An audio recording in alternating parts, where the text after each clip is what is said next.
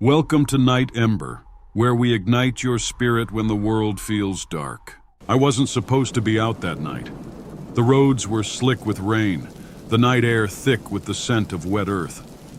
I walked alone through the empty streets of my neighborhood, the only light coming from the flickering street lamps lining the road.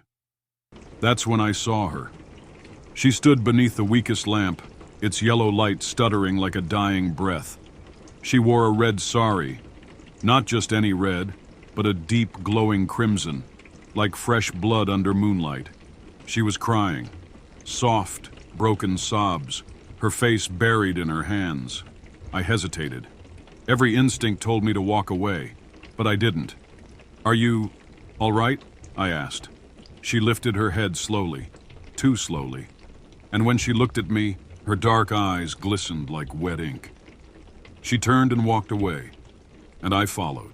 She moved silently, gliding rather than walking. The street lamps behind me flickered out, one by one. The road was leading me somewhere wrong. She turned a corner. I followed. I barely noticed when the street changed beneath my feet.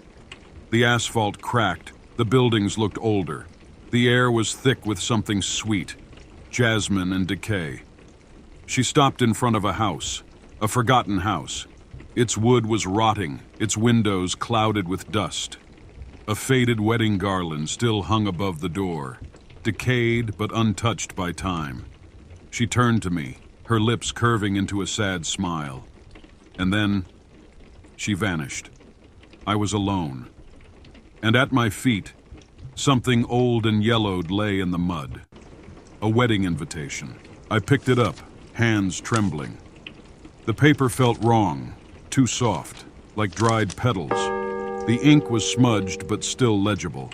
"You are cordially invited to the wedding of Aradhya and Vikram, February 12th, 1973. My blood ran cold. That was 50 years ago. I turned around, heart hammering. The street looked empty again, modern, as if nothing had changed. Had I imagined it? Then, from behind me, a voice. "Thank you for coming." I didn't sleep. That morning, another envelope was waiting at my door. Inside was the same invitation, the ink fresh this time. The wedding was tonight. I had to find answers. I visited the town archives, heart pounding. And there it was, Aradhya. A beautiful young woman, betrothed to Vikram, an influential man from a wealthy family. But the wedding never happened. She disappeared the night before. No body, no leads.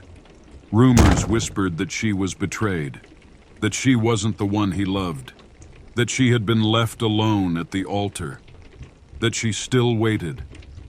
I felt sick. Outside, the sun was setting, and my invitation was waiting. I shouldn't have gone back. But something pulled me. The old house loomed, alive in candlelight. Inside, the air smelled of roses and rain. Faded decorations swayed as if time had restarted. Then I saw her, seated on the bridal stage, dressed in red, her veil obscuring her face. The hall was filled with people, yet no one moved, no one breathed. My throat tightened. "Who are you?" I whispered. She lifted her veil. Her face was as perfect as it was lifeless, a bride forever waiting. "I waited," she whispered, "for him." And then, she smiled. "But you came instead." The walls groaned, the air turned to ice. "You don't belong here," I choked out. She laughed. Neither did I. Then, the hall shifted. I wasn't in the house anymore. I was in a temple, 50 years ago. Guests murmuring, a priest chanting, and Vikram standing at the altar, waiting. But not for her. He looked at another woman, his lover, in the crowd. And Aradhya knew. She wasn't meant to be the bride, and so she vanished. A wedding that never happened. A bride who was never meant to be. And now she wanted justice. I felt her presence behind me. "You came," she whispered. "So you will take his place." "No." The room blurred. I was on the stage now. The guests, the priest, all turning to me. "Light the fire," someone murmured. She stepped forward, her hands cold as the grave. "Vows must be completed," she whispered. Her fingers locked around mine. The fire burned higher. I screamed. And then I ran. Through the collapsing hall, through the whispers of the dead. Her voice chased me. "Don't leave me alone again." But I didn't stop. I never looked back. The next morning, I moved away. I never spoke of what happened.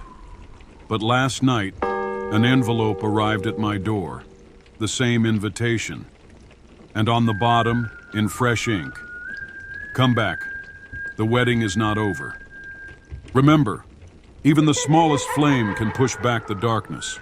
Don't forget, Night Ember is here to keep your fire burning."